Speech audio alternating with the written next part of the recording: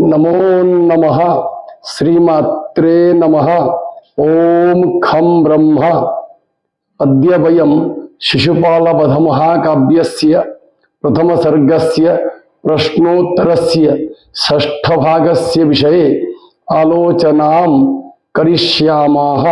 तर्हि अयान्तु विषयारम्भं कुर्मः। दिधीतिमान कः सूर्यः, पुंडरीकः कः, पद्म अथवा पद्मम्, पुंडरीकाख्यः कः विष्णुः, कस्मात् विष्णोः नाम पुंडरीकाख्यः अभवत्।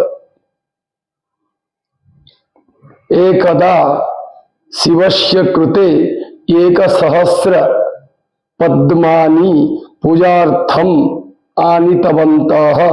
तदा 999 पद्मपुष्पाणि अभवन्। एकं पद्मपुष्पं न्यूनम् अभवत्। तदा विष्णु पद्मस्थाने स्व एकं चक्षुः निष्कास्य दत्तवान् इति हेतोः विष्णोः नाम पुंडरीकाख्यः अभवत्। सितम् इत्युक्ते किम्? शुभ्रं। मुनेर्वपुः कः अधरत्? नारदः। नारदवपुः कीदृशम् आसीत्? शोधचूर्ण समानम् इत्युक्ते धवलवर्णयुक्तम् आसीत्। द्विजावली का दन्तपङ्क्तिः। निशाकरः कः? चन्द्रः। अच्युतः कः? विष्णुः। अच्युतः कीदृशीं वाचम् अब्रवीत्? शुचिस्मिताम्। श्रीकृष्णस्य दन्तपङ्क्तिः कीदृशी आसीत्? विस्तारिता। चन्द्रकिरणकान्तिः कस्य आसीत्? नारदस्य। नारदः कीदृशीं कान्तिम् अधरत्? चन्द्रकिरणामशुभ्र वर्णकान्तिम् अधरत्। हास्ययुक्तवचनं कः कम् अवदत्? श्रीकृष्णः नारदम् अवदत्। हरत्ययं सम्प्रति इत्यत्र अयं कः? नारदः। शरीरभाजः के जीवाः? व्यनक्ति इत्यत्र धातु कः? व्यञ्जप्रकटने। योग्यता का धन्यता अथवा अर्हता। कस्य दर्शनं त्रिकालस्य योग्यतां प्रकटयति? नारदस्य। नारदस्य दर्शनं वर्तमानकाले कथं भवति? पापनाशकं भवति। नारदस्य दर्शनं अतीतकाले कथं भवति? पुण्यप्रदं भवति। नारदस्य दर्शनं भविष्यकाले कथं भवति? कल्याणहेतुकं भवति। नारदस्य दर्शनं त्रिषु कालेषु कथं भवति? पापनाशकं पुण्यप्रदं कल्याणकारकं च भवति। श्रीकृष्णः कथं नारदस्य प्रशंसाम् अकरोत्?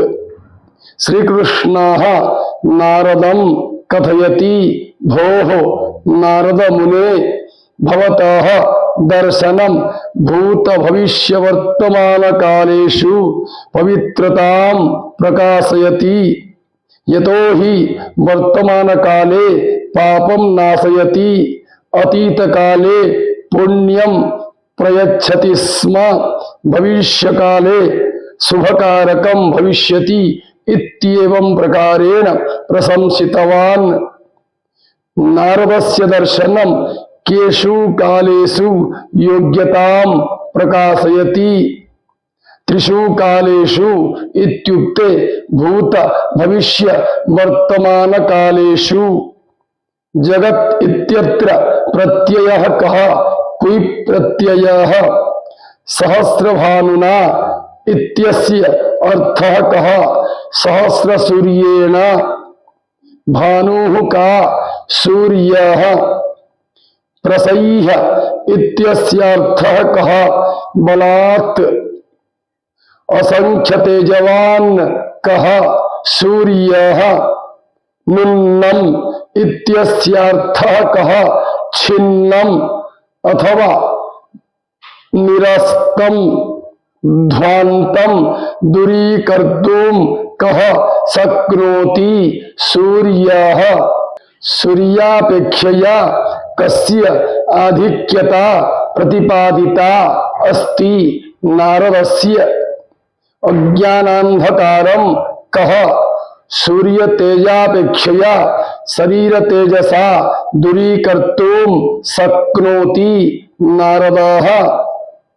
प्रजाक्षमकृत् कः ब्रह्मा। प्रजापतिः कः ब्रह्मा। प्रजासृक् कः ब्रह्मा।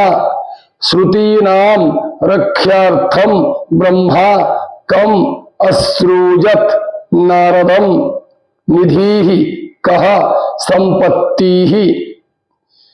पिता पितामहादयः केभ्य निधिं संचिन्वन्ति संतानेभ्यः। पिता पितामहादयः धनराशिं कुत्र संचिन्वन्ति। सुदृढपात्रे मृत्तिकान्ते भूमौ वा। अक्षयः इत्यस्य कः अर्थः नाशरहितः।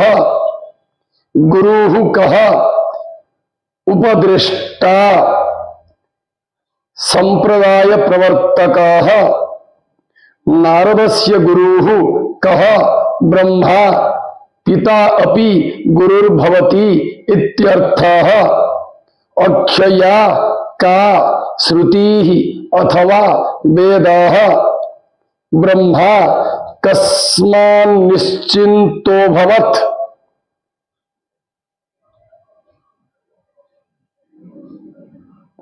नारदं निर्माय धनसंपदामिव।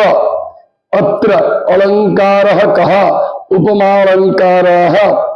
निराकुला इत्यस्याः अर्थः कः चिंता शून्या।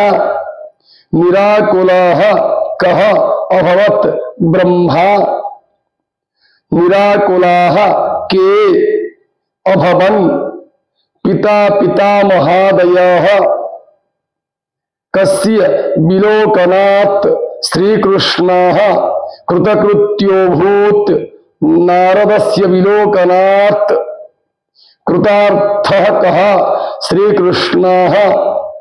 श्रीकृष्णः केन कृतार्थः अभवत्। नारददर्शनेन। शुश्रूषुः कः श्रीकृष्णः। कस्य वचः श्रोतुं श्रीकृष्णः शुश्रूषुः अस्ति। नारदस्य। गरीयसी इत्यस्याः अर्थः कः अर्थगुर्वी अथवा अर्थवत्तरा। गीः का वाणी।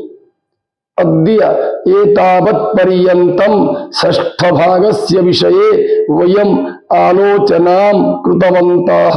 श्वः सप्तमभागस्य विषये आलोचनां करिष्यामः। अतः सर्वेभ्यः धन्यवादाः। नमो नमः।